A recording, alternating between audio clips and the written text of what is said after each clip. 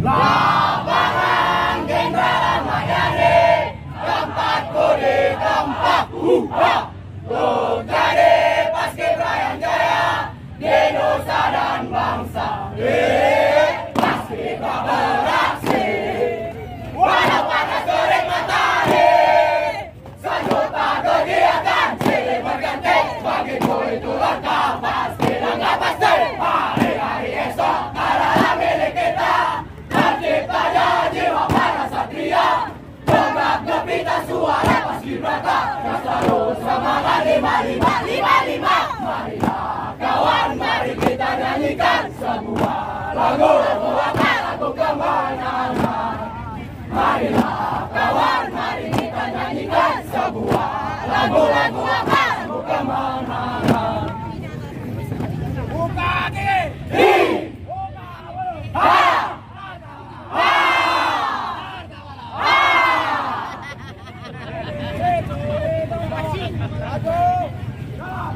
Di sini diriku ditempat hingga dibela negara, dididik, dibina di tempat untuk jadi Paskibra yang jaya. Walau beda suku ras agama, satu semboyan di muka, setia pada Pancasila dan Undang-Undang 45. La la la la la la la la la.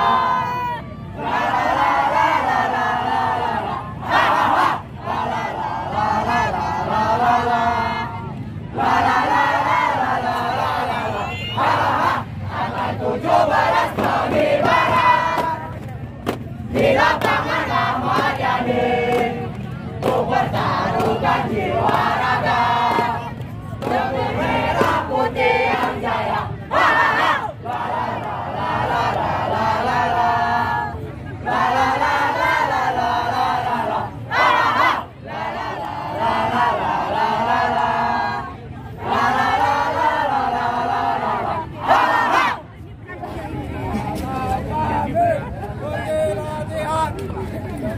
Udah.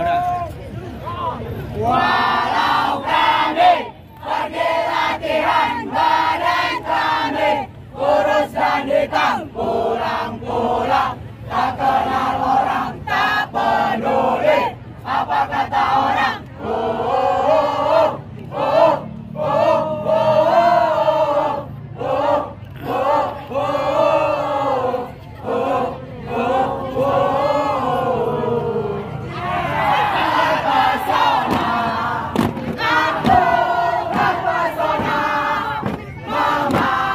Memandang wajahmu yang manis, terpesona.